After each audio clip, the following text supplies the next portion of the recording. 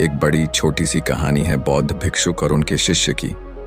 बौद्ध भिक्षुक के मठ में यह नियम था कि जब भी उनका कोई शिष्य बुद्धत्व को प्राप्त हो जाता था तो उससे कहते थे कि एक दिशा में चले जाओ और उसमें जाकर के वो जगह बताते थे, वहां जाओ, जाकर के रहो और आसपास के लोगों का ज्ञान वर्धन करो, उनकी जो आत्मा है उसको जागृत करो, उनकी चेतना को जागृत करो, प्रयास करो उन्हें सद्मार्ग पर लाने का। दोस्तों, एक समय की बात है, शहर से कोसों दूर एक पहाड़ की चोटी पर एक बौद्ध भिक्षु रहा करते थे। वह उस पहाड़ की चोटी पर कुटिया बनाकर अपना जीवन व्यतीत कर रहे थे। एक दिन किसी कारणवश उन्हें पास के नगर में जाना पड़ा और उस यात्रा के दौरान रास्ते में उन्हें एक लावारिस बच्चा सड़क पर मिला, जिसे देखकर उन बौद्ध भिक्षु के मन में दया जाग उठी और वह उस छोटे से बच्चे को आश्रम ले आए। अब वह छोटा सा बच्चा उन बौद्ध भिक्षु की देख रेख में बढ़ने लगा। वह प्रकृति की गोद में पलने लगा। देखते ही देखते समय बीतने लगा और वह लड़का करीब 8 साल का हो चुका था। और एक दिन उन बौद्ध भिक्षु ने उस लड़के को अपने पास बुलाया और कहा, भंते, तालाब के पास जाओ, उसके किनारे बैठो और आंख खोलकर ध्यान करो। वह 8 साल का मासूम बच्चा यह नहीं जानता था कि यह ध्यान क्या है। उस बच्चे ने भोलेपन के कारण उन बौद्ध भिक्षु की बात मान ली और वह चुपचाप तालाब के किनारे पर जाकर बैठ गया। तालाब के किनारे एक अजीब सी शांति थी। उस शांति में वह बच्चा कभी आसपास की झाड़ियों की तरफ देखता तो कभी उन पर लगे फूलों, उनकी पत्तियों, नदी में बहने वाले जल और आसपास के पत्थरों को बहुत ध्यानपूर्वक देखता, जिससे उसके मन को अजीब सी शांति मिलती, जिससे वह लड़का बहुत अच्छा महसूस करता। अब से वह हर रोज ठीक उसी समय तालाब के किनारे आकर बैठ जाता और आसपास की झाड़ियों की फूलों और नदी में बहने वाले जल तथा वहां पर उपस्थित उन पत्थरों को ध्यान से देखता। धीरे धीरे उस मासूम बच्चे के भीतर चीजों को निरीक्षण करने की कला विकसित हो गई। उसका मन धीरे धीरे एकाग्र होने लगा। वह प्रकृति में होने वाली हर एक चीज को बड़ी गहराई से देखता और महसूस करता, जिससे उसका मन शांत हो जाता। और जब वह शांत होकर बैठता, फूलों की कोमलता, पानी की शीतलता और पत्थर की दृढ़ता को अपने भीतर देखता और उसे महसूस करता, और देखते ही देखते उसकी आंखें अपने आप ही बंद हो जाती और वह उसी मुद्रा में काफी समय तक नदी के किनारे शांत बैठा रहता। और जब भी उसकी आंखें खुलती तो वह आश्रम वापस लौट जाता। ऐसे ही कुछ और साल बीते और देखते देखते वह लड़का भी अब जवान हो चुका था। लेकिन जैसे जैसे वह लड़का नौजवान हो रहा था, उसके भीतर से निरीक्षण करने की वह शक्ति खो चुकी थी। अब वह पहाड़ की चोटी पर बैठकर शहर की उस टिमटिमाती रोशनी को देखता जो उसे पल पल आकर्षित करती थी। अब वह चाहकर भी शांत होकर बैठ नहीं पाता था। उसका मन तो पल पल उस शहर की ओर भागता था। देखते ही देखते वह लड़का 18 साल का नौजवान युवक बन गया और अब उसका मन बहुत बेचैन रहने लगा था। उसे पर्वत की शांति अब व्यर्थ लगने लगी थी। उसमें उसे कोई भी रस नहीं आता था। वह तो अब दुनिया घूमना चाहता था, दुनिया देखना चाहता था। वह जानना चाहता था कि बाहर के लोग कैसे हैं, वे लोग कैसे रहते हैं। वह नए लोगों से मिलना चाहता था, उनसे बातें करना चाहता था, उनका रहन सहन देखना चाहता था। एक दिन उसने हिम्मत करके उन बौद्ध भिक्षु से कहा, पिताजी, मुझे यह दुनिया देखनी है। आखिर मैं कब तक इन पहाड़ियों में घूमता रहूंगा? उस शहर की दुनिया यहाँ से देखने में कितनी हसीन लगती है। मैं भी वहां जाना चाहता हूँ, वहां के लोगों से मिलना चाहता हूँ, वहां के लोगों से बात करना चाहता हूँ। उन बौद्ध भिक्षु ने उस लड़के की सारी बातें ध्यानपूर्वक सुनी, लेकिन उन्होंने उस लड़के की बात का कोई जवाब नहीं दिया, क्योंकि वह जानते थे कि जो भी इंसान के पास नहीं होता वह उसी के पीछे आकर्षित होता है, और जो उसके पास होता है इंसान उसकी कदर नहीं करता। इसलिए उन्होंने उस लड़के को समझाने की भी कोशिश नहीं की, बल्कि वह चुपचाप केवल उस लड़के की सारी बातें सुनते रहे।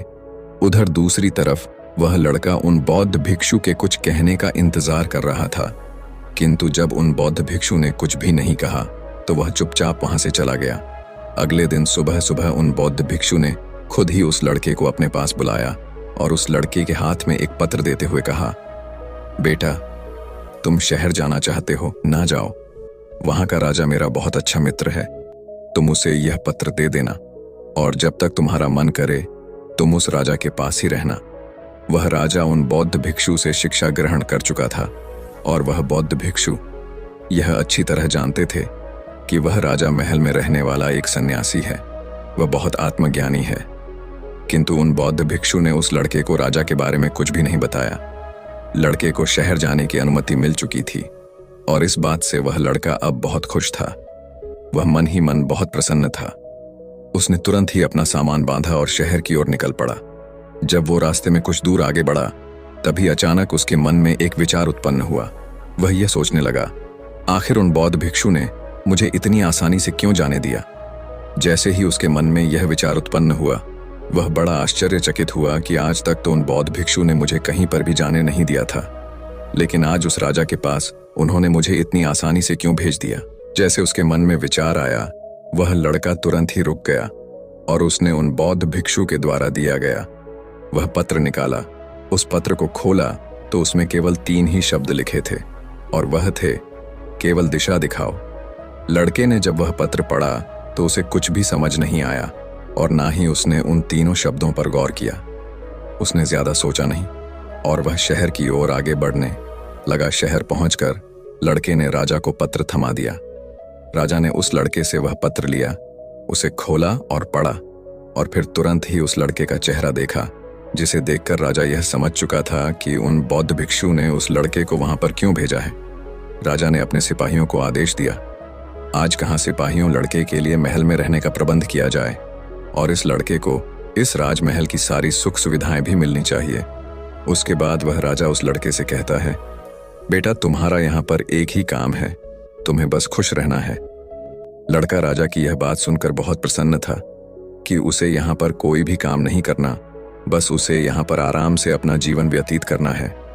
उस लड़के को राजमहल में वह सारी सुख सुविधाएं मिलने लगी जो राजा को मिला करती थी। ना तो उसे कोई काम करना पड़ता था और ना ही किसी प्रकार की कोई चिंता थी। वह लड़का राजमहल में बहुत खुश था और उसके पास अब समय ही समय था और अपने खाली समय में वह शहर में घूमा करता, लोगों से मिलता, लोगों से बातें किया करता। यहाँ तक कि उसने शहर में कई सारे लोगों से दोस्ती भी कर ली थी।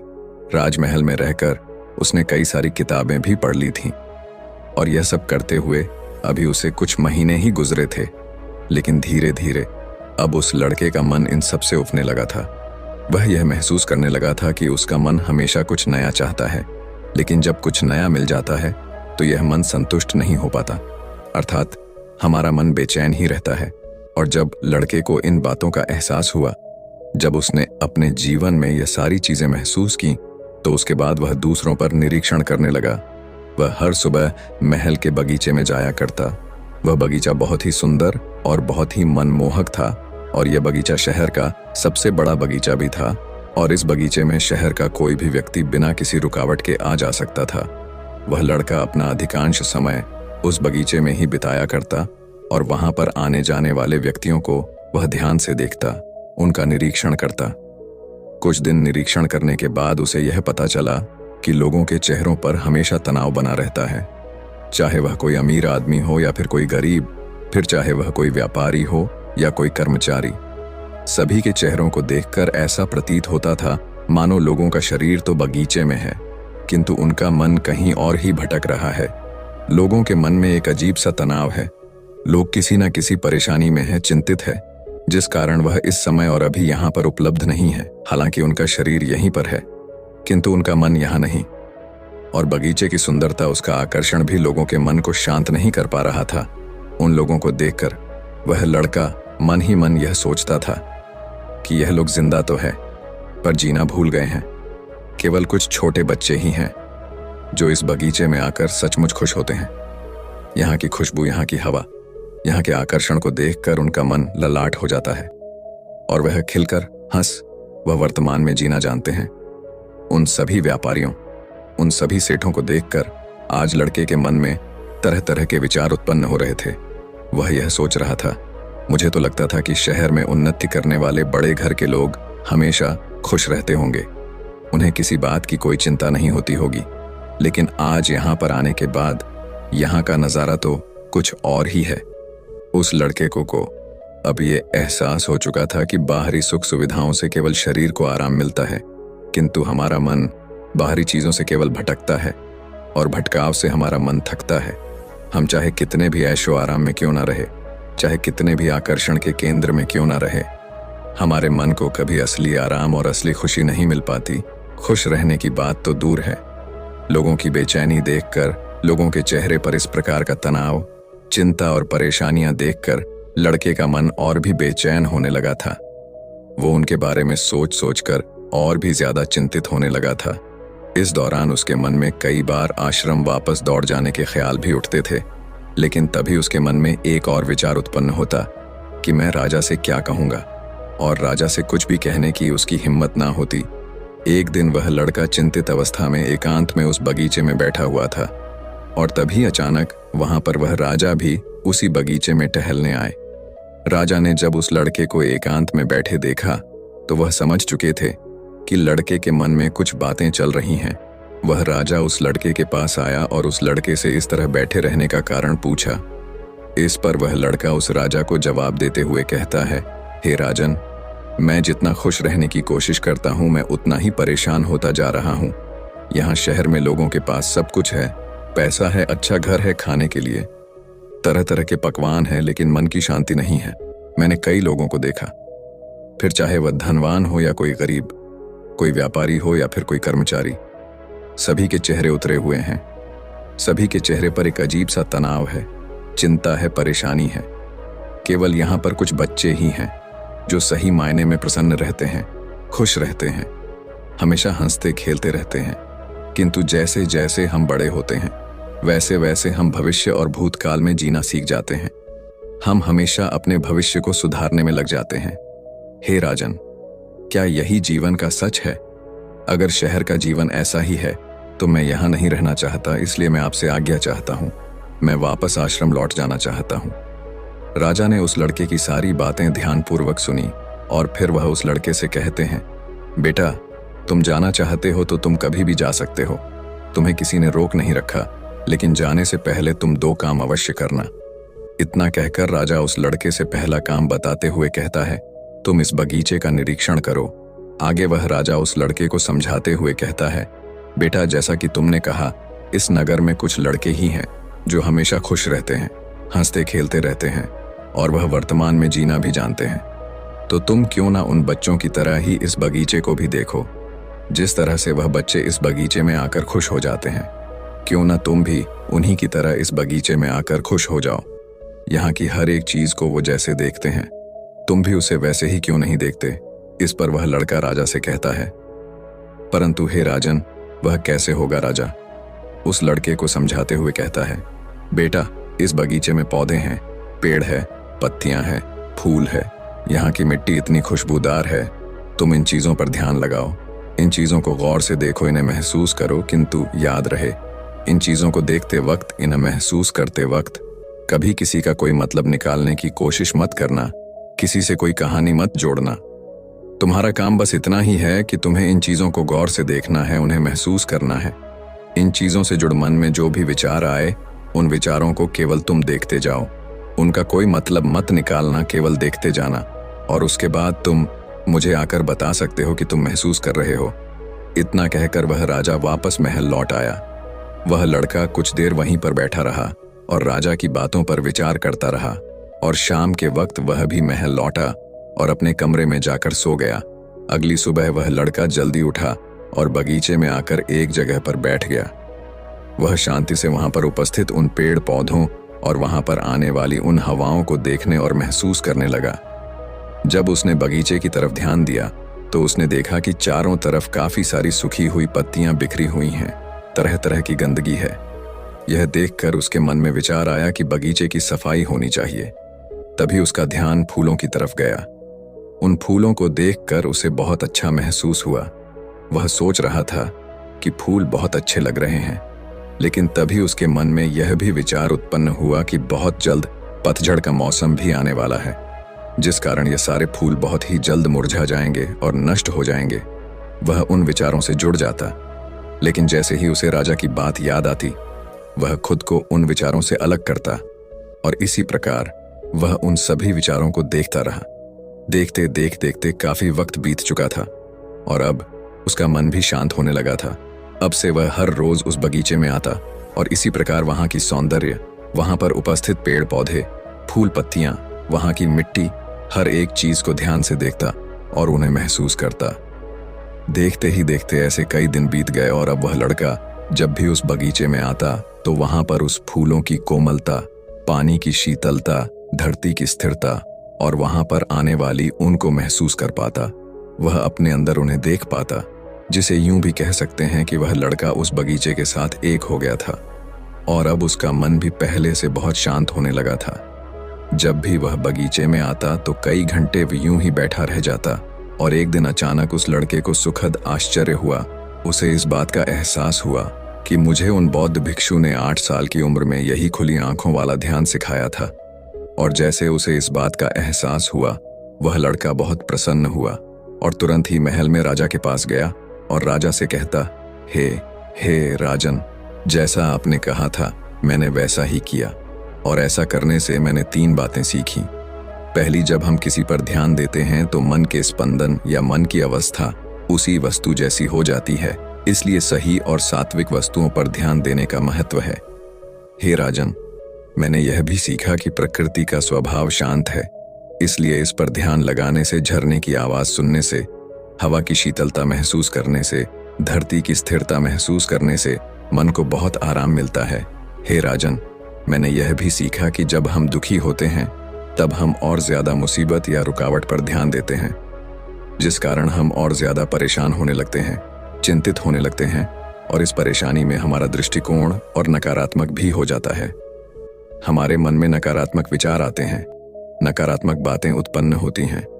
किंतु यदि हमें इस दुख से बाहर निकलना है, यदि हमें उस परिस्थिति से बाहर निकलना है, तो हमें अपना ध्यान नकारात्मक बातों से हटाकर, अर्थात उन परेशानियों से हटाकर अच्छी चीजों की ओर ले जाना चाहिए, जो स्वभाव से शांत हो, जिससे हमारे मन को ऊर्जा मिलती है। हमारा मन एक बार फिर ऊर्जा से भर जाता है। राजा ने उस लड़के की सारी बातें ध्यानपूर्वक सुनी और फिर वह लड़के को कहते हैं, बहुत अच्छे बेटे, तुमने बहुत अच्छा काम किया है, किंतु अब यही काम तुम्हें अपने लिए करना है, अर्थात अपने मन के लिए, और यही तुम्हारा दूसरा काम है। मन को देखो, इस बात को समझाते हुए राजा उस लड़के से कहते हैं, जो भी विचार तुम्हारे अंदर प्रकट होते हैं, भले ही वह तुम्हारे बारे में ही क्यों ना हो, उन विचारों पर बिना प्रतिक्रिया दिए बस उन विचारों को देखते जाओ, अर्थात किसी भी विचार में अच्छा या बुरा मत सोचो, उन विचारों पर निर्णय लेने की कोशिश मत करो, बस उन विचारों को देखते जाओ, यही तुम्हारा आखिरी काम है। लड़के ने राजा की बात मान ली और अब से उसने खुद पर ध्यान देना शुरू किया। उसने इस अभ्यास को शुरू किया, लेकिन अब की बार अभ्यास इतना आसान नहीं था। जब भी उसे अपने बारे में विचार आता तब वह उसमें खींचा चला जाता, वह अपने आप को रोक नहीं पाता, और जब वह इस चीज का अभ्यास कर रहा था तब उसे इस बात का एहसास भी हुआ कि खुद के प्रति संभव विकसित करना सबसे कठिन कार्य है। लेकिन लड़के ने हार नहीं मानी, वह टिका रहा। देखते देखते कुछ महीने यूं ही निकल गए और लड़के को जब भी समय मिलता वह अपने विचारों को देखने की कोशिश करता। देखते देखते वह अभ्यास में इतना निपुण तो हो चुका था कि जब भी उसके मन में कोई विचार आते, फिर चाहे वह खुद को ही लेकर क्यों ना हो, तो वह उसमें अच्छा या बुरा नहीं जोड़ता, बल्कि वह केवल शांति से उन विचारों को देखता और उन विचारों के प्रति कोई प्रतिक्रिया नहीं देता। ऐसा करते करते अब वह इतना निपुण हो चुका था कि उसका मन धीरे धीरे स्थिर होने लगा था। वह भीतर की ओर मुड़ने लगा था और जैसे जैसे उसने इसमें और भी निपुणता हासिल की, उसका मन शांत होने लगा।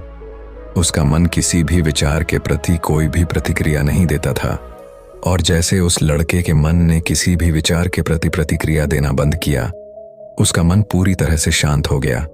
और मन के शांत होते ही लड़का मन के सारे रहस्य समझ चुका था। वह यह जान चुका था कि संसार केवल हमारे मन का ही एक प्रतिबिंब है। जो अच्छाई और बुराई हमें बाहर दिख रही है, ये सब कहानी है।